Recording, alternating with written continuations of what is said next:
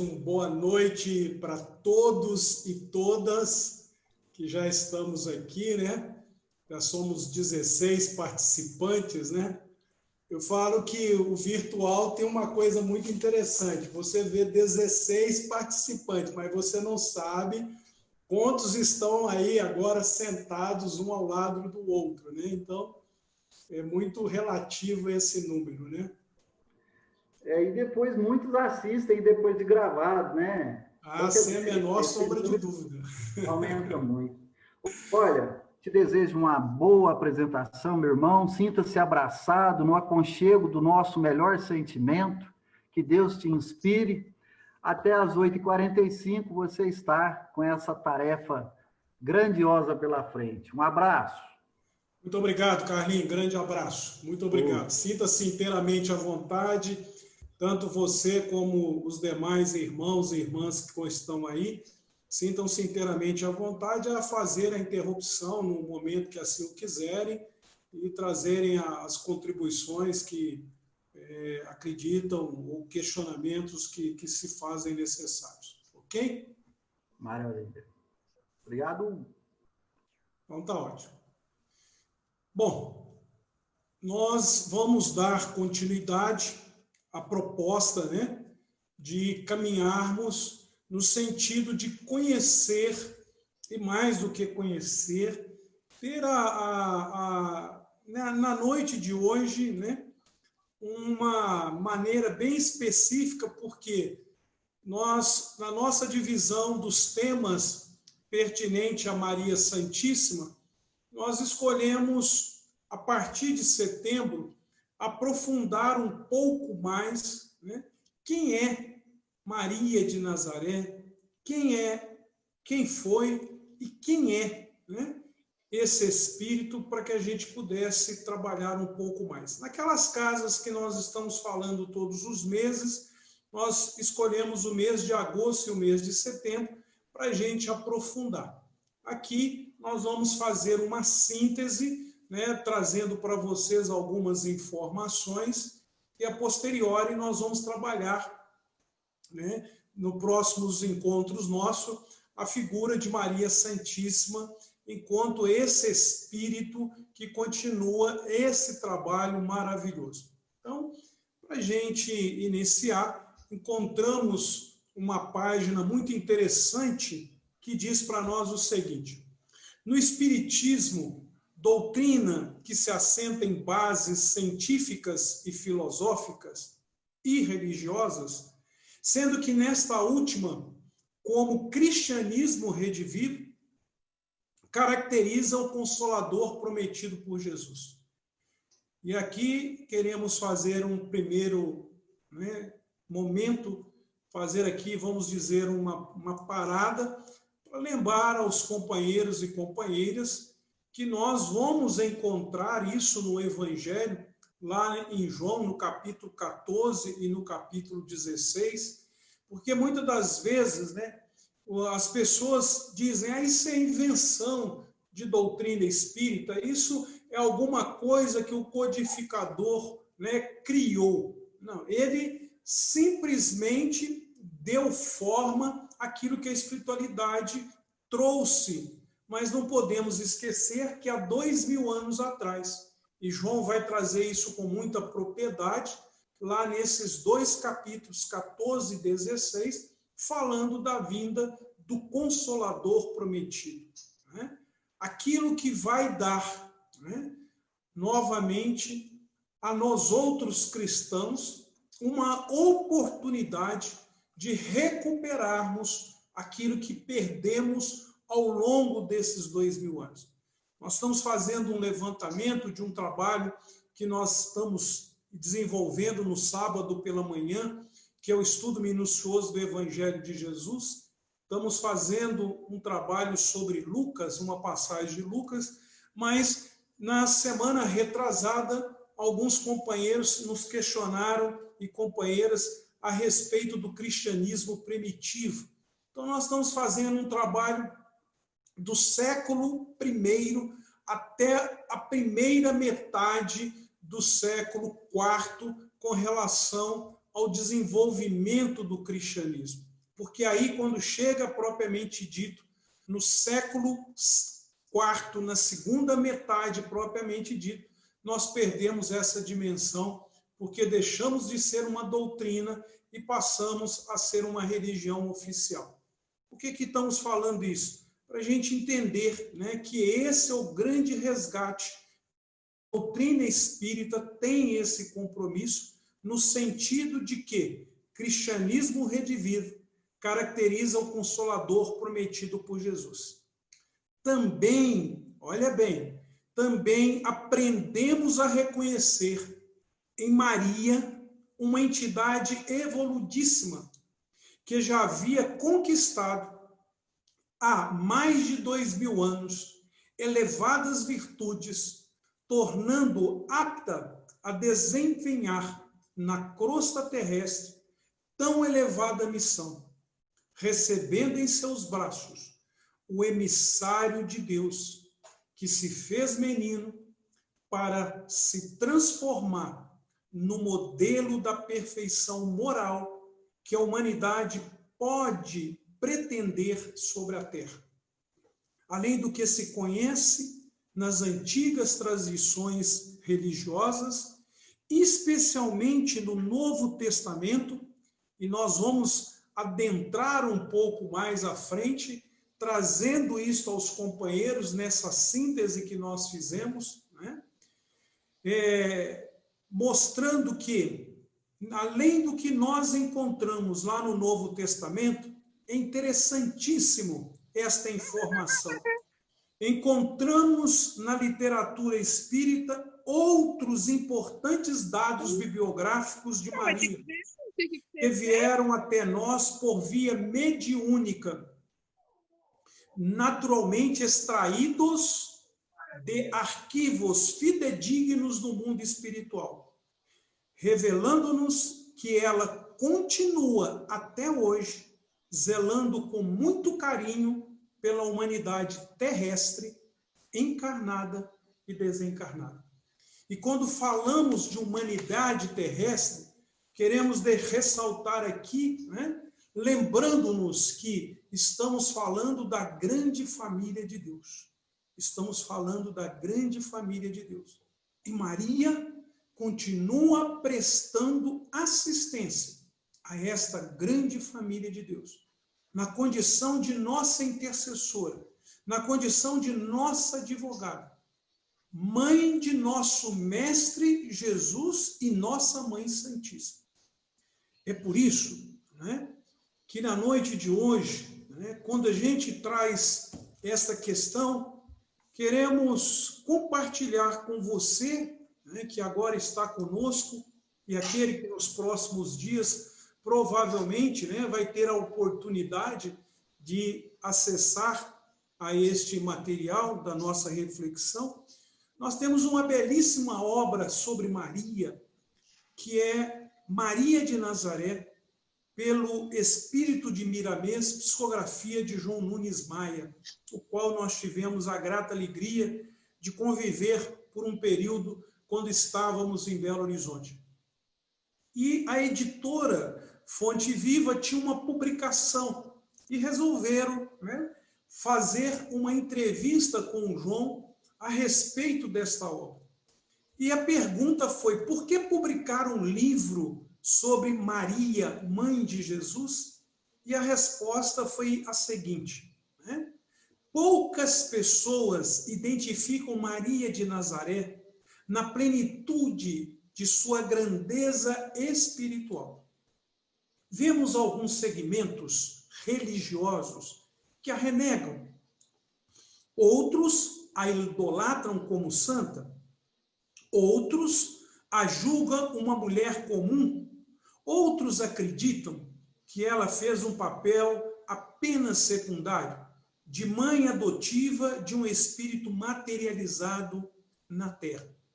Entretanto, Miramês nos apresenta Maria como espírito altamente evoluído, que renunciou até mesmo à demonstração de suas qualidades espirituais para servir de mãe daquele que é o caminho, a verdade e a vida. E é muito interessante porque ele ainda faz mais uma colocação que nós gostaríamos de estar compartilhando com você, meu querido amigo, minha querida amiga. Ele diz assim para nós: falar de uma personalidade tão excelsa, falar de uma personalidade da excessitude de Maria de Nazaré é buscar o inconcebível. Para quem mora na faixa ainda dominada pelas sombras, Maria, mãe de Jesus, é um espírito de pureza lirial, vindo de planos altamente iluminados, para receber e ter em companhia o espírito mais evoluído que pisou no solo terrestre. Portador da mensagem de Deus para os homens, o Evangelho. Código divino já nas mãos dos homens há 2000 anos, né? Que deve ser vivido para que a humanidade se liberte dos sofrimentos, libertando-se da ignorância. Muito interessante, Carlinhos, que há pouco, né, na sua reflexão sobre o livro dos Espíritos, né, eu fiquei muito satisfeito porque às vezes trazemos isso na casa espírita e os companheiros às vezes ficam com aquele olhar, né, estranho, mas é com alegria quando escutamos, né, você dizer, né, é que muitas das vezes a pessoa diz, o meu espírito, né, parece que tem alguém do lado ali, né, e aí você nos retifica aquilo que trabalhou também durante longo tempo na mocidade, né, mostrando a todos e a todas, né, eu espírito, né?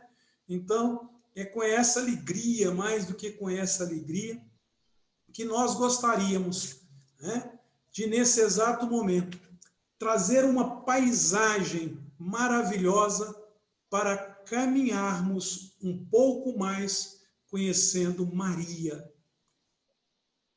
Humberto de Campos, no seu livro, né, Boa Nova, ele tem uma segunda lição intitulada Jesus e o Precursor.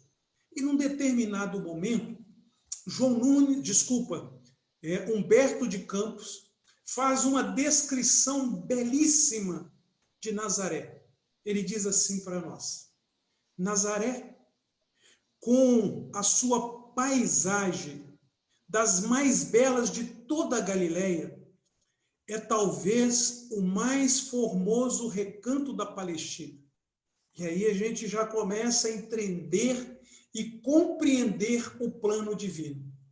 Por que, né, Maria de Nazaré é talvez o mais formoso recanto da Palestina? Suas ruas humildes e pedregosas, com casas pequeninas, suas lojas singulares, se agrupavam numa ampla concavidade em cima das montanhas, ao norte de Edreslon.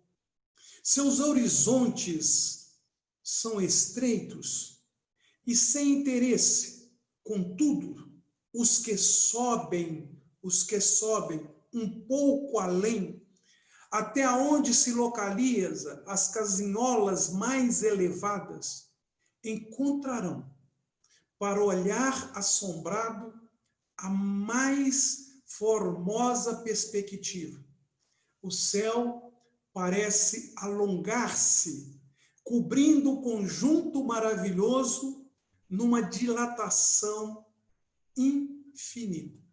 É nesse cenário, é nesse loco que nós temos a grata alegria de saber que esse Espírito veio ao plano físico, lá permaneceu e de lá sai para uma missão muito interessante. E para entender essa missão, recorremos ao Livro dos Espíritos, na parte 3ª, no capítulo intitulado da Lei de Igualdade. É o capítulo de número 9. E lá nós temos um subtítulo que diz Igualdade dos direitos do homem e da mulher, que vão das questões de número 817 a 822. Nós vamos recorrer a duas dessas questões. Daqui a pouco vamos trabalhar a 817 através de um texto maravilhoso do nosso querido Emmanuel. Mas o que nos chama a atenção quando recorremos a essa terceira parte do Livro dos Espíritos é que na questão de número 821, Kardec fez a seguinte pergunta aos bons amigos do plano maior. As funções a que a mulher se destina pela natureza terão importância tão grande quanto as deferidas ao homem? Então, de acordo com aquilo que é o compromisso do espírito, ao reencarnar na condição de receber um corpo feminino, a espiritualidade, esse era o questionamento que Kardec fez. Esse ser, ao reencarnar na natureza feminina, ele tem tanta importância quanto aquele espírito que reencarna na condição, e recebe um corpo masculino? Em síntese, homem e mulher, planeta Terra, como que fica essa condição da importância? E olha que resposta extraordinária. Nós estamos falando de uma resposta que ultrapassa, há mais de 160 anos. A resposta da espiritualidade foi curta e com uma singeleza maravilhosa e com um esclarecimento extraordinário. A resposta, ela tem duas partes. Diz assim a primeira parte: sim, vírgula, maior até, ponto. Então, quer dizer, as funções da mulher, ela tem a mesma importância, e eles chegam a afirmar maior até. Mas é interessante que eles poderiam ter colocado esse ponto aqui e ter ficado caladinhos, não ter avançado. E olha o que eles vão nos esclarecer pós o ponto. É ela quem lhe dá as primeiras noções da vida. É ela quem lhe dá as primeiras noções da vida. Então, fica aqui essa compreensão da nossa caminhada que estamos fazendo na noite de hoje. Por que Maria? Por que uma mulher dentro desse plano maravilhoso, nesse plano divino, para que a humanidade pudesse caminhar dentro do seu processo evolutivo? E aí, para que a gente pudesse entender um pouco mais, nós temos uma obra belíssima do nosso querido Emmanuel, intitulada Religião dos Espíritos. É uma obra que traz questões referentes ao Livro dos Espíritos. E por incrível que pareça, no mês de agosto, nós estamos agora no mês de agosto, só que no mês de agosto do ano de 1959, estamos falando lá, do passado, lá do século passado. Nós estamos falando aí de nada mais, nada menos do que há 61 anos atrás. Há 61 anos atrás. E na noite de 3/8/1959, na reunião pública, trouxeram um seguinte questionamento ao Emmanuel, que é o pertinente à questão de número 817, que eu não vou lê-la, é provocativo para que você, ao terminar e o dia que você recorrer a esta reflexão, que você possa buscar o Livro dos Espíritos, até porque acredito que ele já esteja muito próximo aí, porque o Carlinho estava fazendo esse trabalho antes de iniciarmos a nossa reflexão. O título que Emmanuel deu a esta lição, A Mulher ante o Cristo. Não vou tecer aqui, né, a leitura da mesma, mas existe uma parte que é necessária para que a gente entenda e faça o link com aquilo que, né, o nosso querido codificador obteve de resposta da espiritualidade. Emmanuel diz assim: não podemos olvidar que um dia, buscando alguém no mundo para exercer a necessária tutela sobre a vida preciosa do embaixador divino, olha bem, né? Olha bem a resposta da espiritualidade. Sim, maior até. É ela quem lhe dá as primeiras noções da vida. Né? Então, naquele exato momento em que o Pai, né, chega-se a hora de que aconteça aquilo que está nos desígnios divinos, quem ele vai em busca, né? Quem que ele vai buscar para ser essa responsável, né? Aquela que vai conduzir, né, e receber o embaixador divino, o supremo poder do universo, não hesitou em recorrer à abnegada mulher escondida num lar apagado e simples. Naquela beleza maravilhosa que Humberto de Campos descreve de Nazaré, lá estava essa abnegável mulher, escondida num lar apagado e simples. Então, o que a gente percebe? Maria traz consigo algo extraordinário, mas jamais quis, né, demonstrar aquilo que trazia tão significativo perante a história da humanidade. Até muito difícil esse trabalho que nós estamos fazendo, porque existe muito pouca informação, e as informações que existem, elas estão sempre colocadas num aspecto de que não existem bases, né, que há de referendo a muitas das informações. Então, são informações restritas, são poucos dados que nós temos a respeito de Maria encarnada e mãe do nosso Mestre Jesus e nossa Mãe Santíssima. Agora, é belíssima essa definição que Emmanuel faz de Maria. Ele diz assim: humilde, ocultava a experiência dos sábios. Humilde, ocultava a experiência dos sábios. Frágil como o lírio, trazia consigo a resistência do diamante. Pobre entre os homens, carreava na própria virtude os tesouros incorruptíveis do coração. E desvalida entre os homens, era grande e prestigiosa perante Deus. Então, humilde, frágil, pobre, né?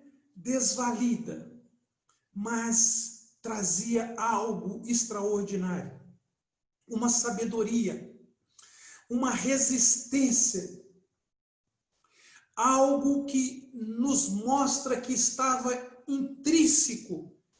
É aquilo que nós temos que entender, né?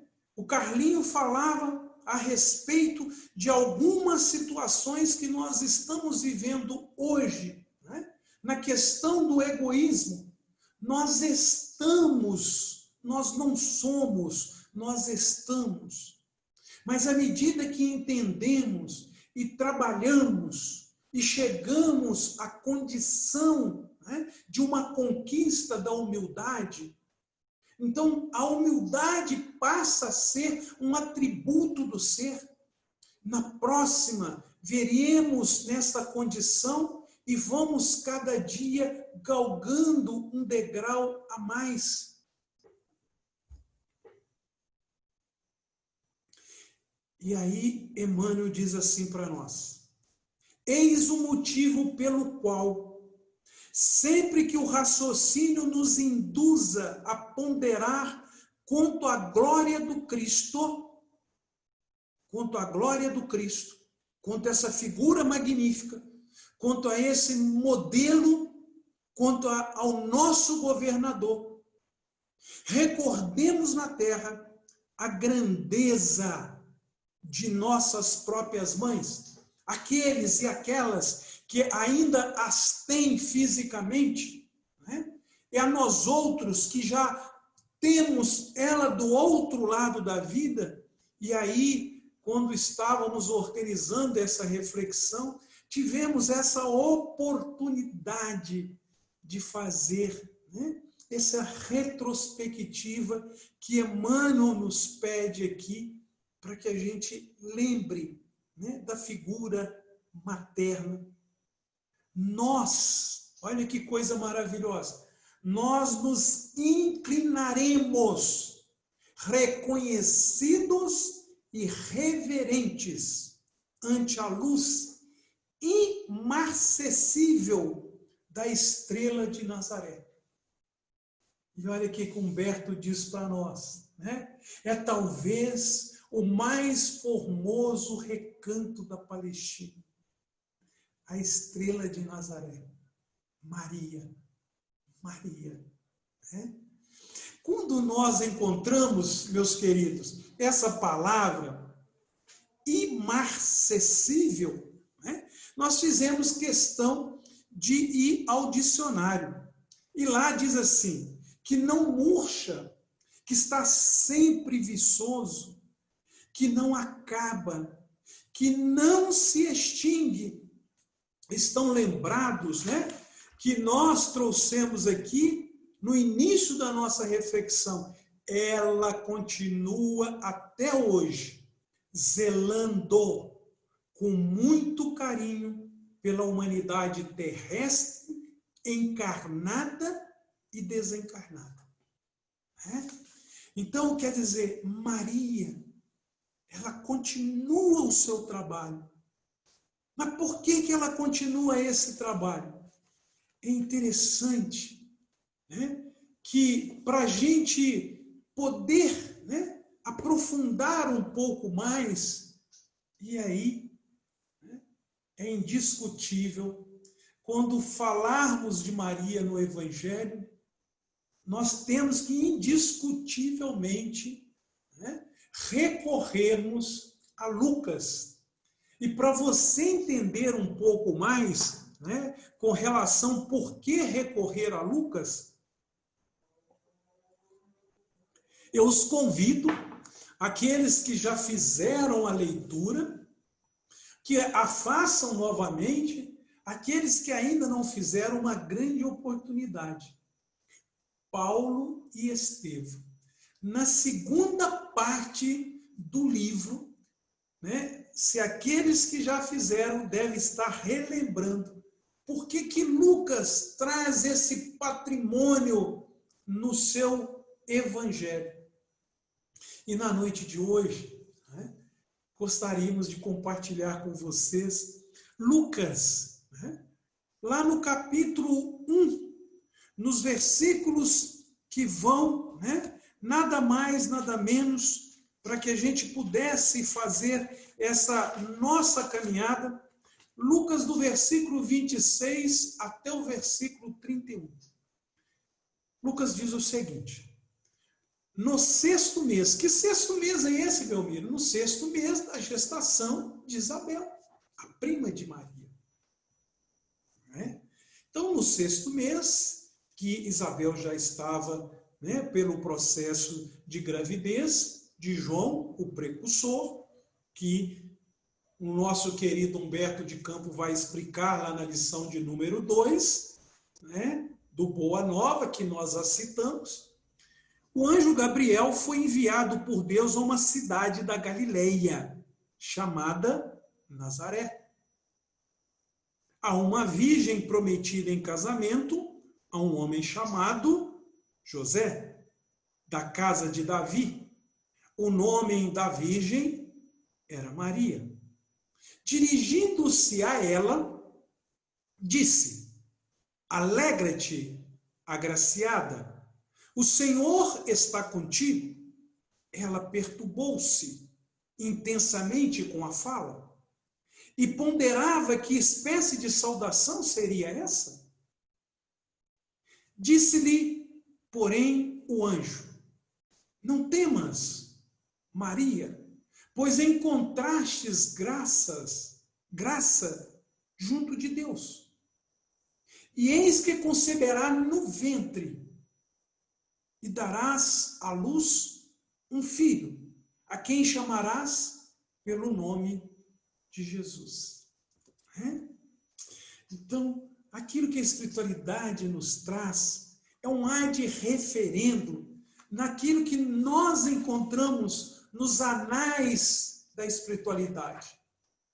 E fizemos uma pequena síntese bibliográfica de nossa querida Maria de Nazaré. Esse documento, né, nessa pesquisa, nós a encontramos no dicionário da Bíblia. São vários volumes, e lá nós temos um volume 1 que fala as pessoas e os lugares. É uma tradução da Maria Luzia Borges, é uma publicação da editora Jorge Zagar, do Rio de Janeiro. Ela data de 2002, né, esse trabalho. Muito interessante, né, uma síntese, né, que a gente gostaria de ter mais oportunidade de compartilhar com vocês o que a gente está fazendo, e começa já a desenhar algumas, né, propostas para que a gente possa continuar esse trabalho, talvez por mais algum período, talvez fazermos uma parada em 2021, mas dar uma continuidade em 2022, porque talvez já surja agora alguma coisa para a gente trabalhar, né, se Deus assim nos permitir, em 2021. O texto diz assim: Maria, segundo informações das fontes cristãs antigas, era filha de pais judeus, Joaquim e Ana. A dúvida quanto ao local exato de seu nascimento, ocorrido entre 18 e 20 a.C., em Jerusalém ou em Séforis, na Galileia. Possivelmente ela casou aos 14 anos de idade, como era comum na sua época. E aí é que vem, né, aquilo que nós citamos do Paulo Estevam e fizemos questão de compartilhar com vocês na noite de hoje, Lucas. O Evangelho segundo Lucas é a principal fonte bíblica sobre Maria, cuja referência é feita em momentos específicos. E ao ir, né, lá no Paulo Estevam, na segunda parte, aqueles que já conectaram aí, já lembraram, nós vamos entender por que Lucas teve essas informações. Não só teve essas informações, né? Ele teve a oportunidade maravilhosa de encontrar com Maria, né? E não só de encontrar e ter alguns momentos de um bom e saudável diálogo, né? Então já clarearam a memória aquilo que Emmanuel vai nos dizer lá na segunda parte de Paulo Estevam. E é muito interessante porque o texto faz aqui uma segmentação para nós, né, do que Lucas traz no evangelho dele a respeito de Maria. Está muito bem colocado, muito bem organizado. E depois podemos até avançar no nosso próximo encontro, dizendo aonde estão, né, essas passagens, ou até repassar a direção da casa para que depois compartilhe com vocês. Diz assim o seguinte para nós, né? Quais são esses momentos específicos? Na aparição do anjo para anunciar a vinda de Jesus. Foi o motivo pelo qual já antecipamos e fizemos a leitura para vocês, que está lá em Lucas, no capítulo 1, né? A partir do versículo 26. Na visita de Maria à sua prima Isabel, porque logo que ela tem um anúncio pelo anjo, ela sai imediatamente e vai para a casa de Isabel e permanece com Isabel durante 3 meses. Quando está próximo de Isabel dar à luz, ela volta, né? Ela vem embora. Então, essa visita de Maria à sua prima Isabel, no nascimento de Jesus, em uma estrebaria da cidade de Belém, na chegada dos magos, logo após o nascimento do Cristo, na fuga para o Egito, em razão da perseguição de Herodes, no retorno à Galileia após a morte de Herodes, na visita ao templo, durante o período da purificação, quando encontram Simeão e Ana, a profetisa, no diálogo de Jesus com os doutores. Isso aqui, então, vocês percebam que é o maior, né, loco onde nós vamos encontrar as informações da concepção até os 12 anos de Jesus.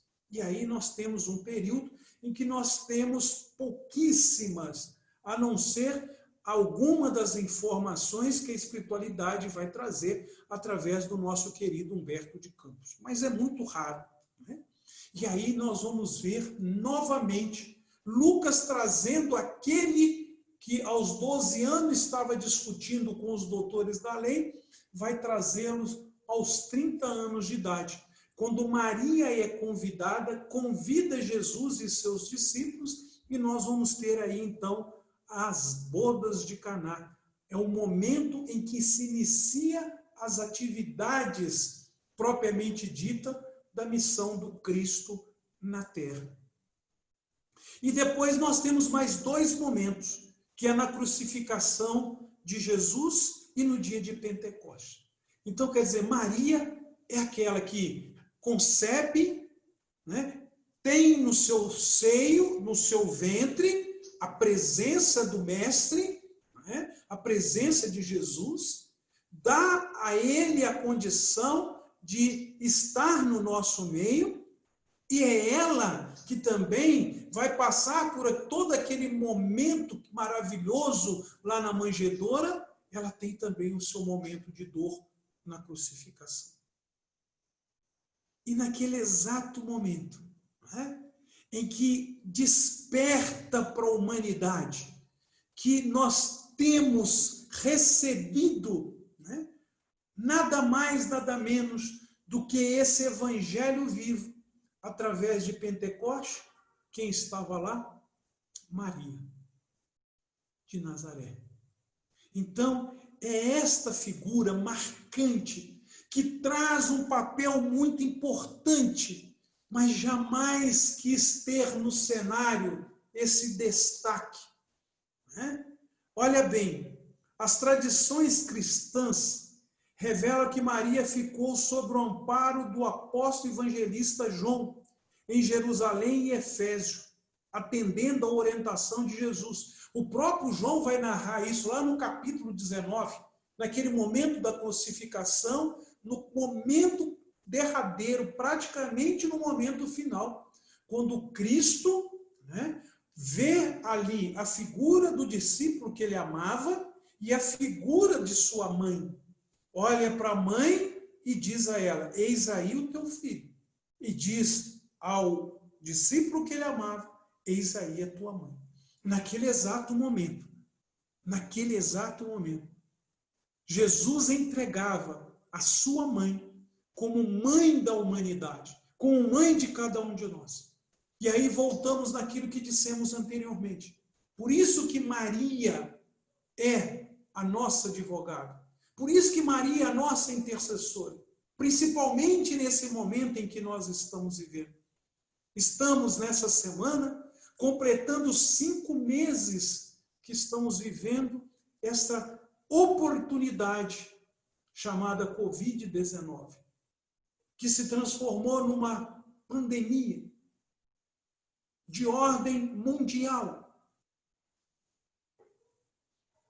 E sem menor sombra de dúvida, é nesse momento que recorremos e necessitamos desse auxílio e desse amparo, de levar à mãe as nossas necessidades, para que ela apresente ao filho, e o filho, a seu turno, leve ao conhecimento do pai.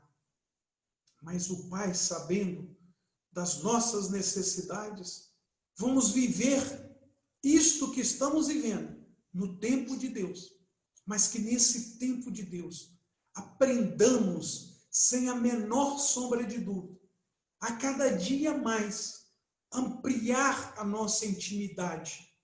Intimidade esta que Maria nos ensinou, que Maria nos ensina, para que nós tenhamos muita clareza.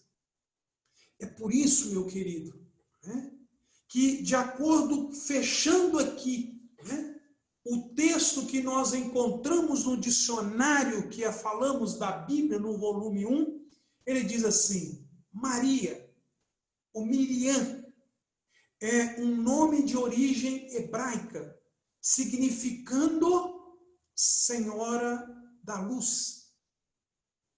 Sua figura no Novo Testamento é discreta, o que não diminui o seu valor e a sua importância.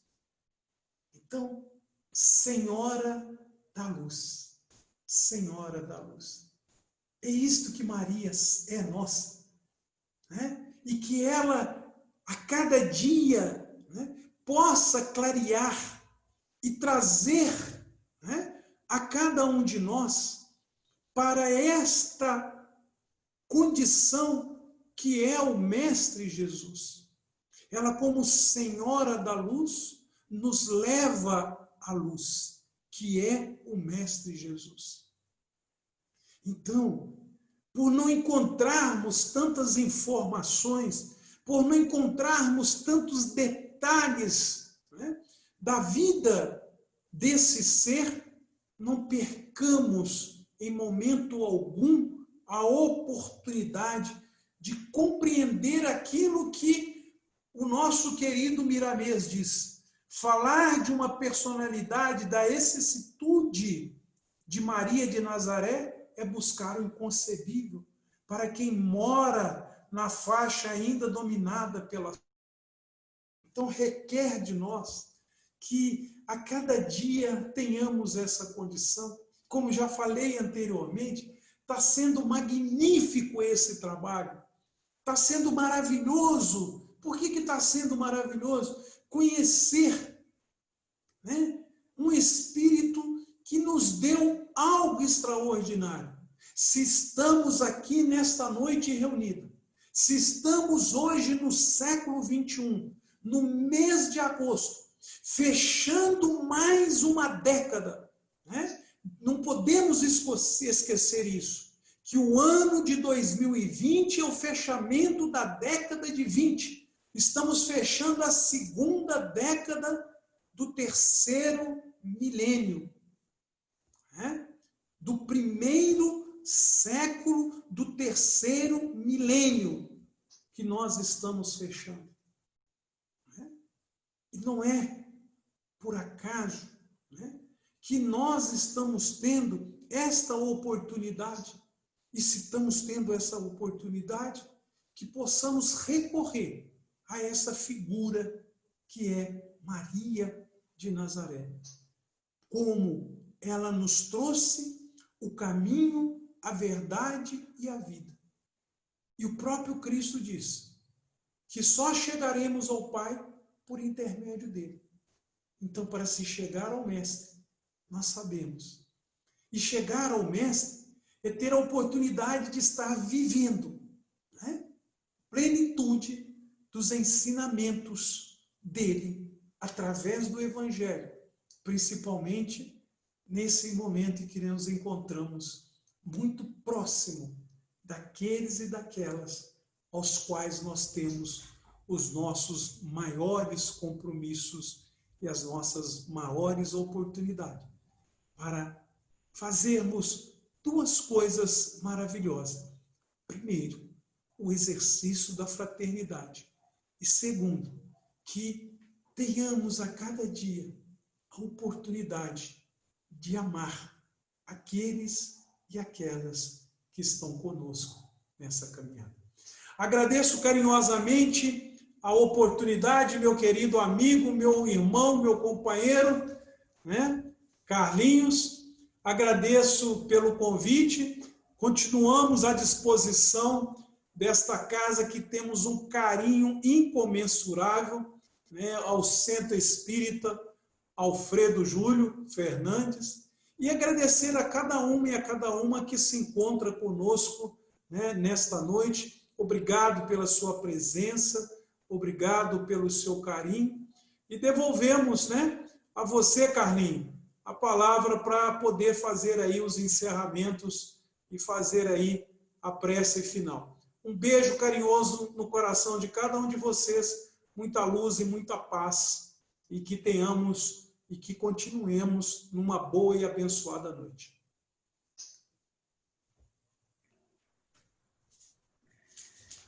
Eu observo o amigo ex-seminarista falar de Maria, eu chego a arrepiar, viu?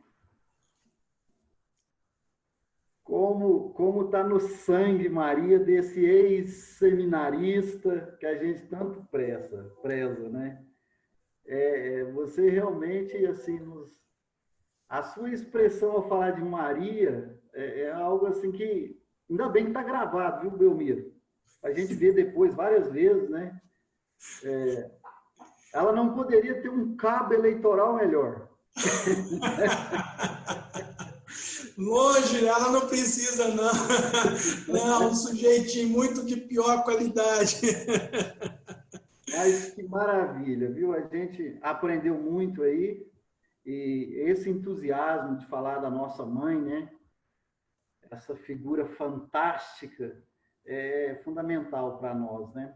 Uma vez eu estava no centro, assim, rapidamente, e um companheiro estava fazendo tratamento espiritual, um senhor já de uma idade avançada, né? E ele já era um frequentador assíduo dos tratamentos, aí um dia ele deu uma surtada boa no meio da palestra, falou assim, escuta, por que vocês não falam de Maria? Eu nunca esqueci aquilo, né? Ele, de formação católica, né, tal. Aí me perguntou o que nós achávamos de Maria, né? Aí, explicando para ele, dentro da nossa limitação, ele falou, bem, porque eu pensei que vocês não achavam nada de Maria. Mas é isso mesmo. Nós vamos chamar a nossa Maria agora, Jô, para fazer a prece. Depois a gente vai fazer alguns comunicados e aí a gente vai bater um papo aqui com o nosso irmão Belmiro e com aqueles que desejam falar com a gente, dar um oi, um alôzinho, tá bom? Vamos lá para a nossa prece, pedir a nossa presidente, a nossa abençoada irmã Jô, que nos presenteie agora com essa prece.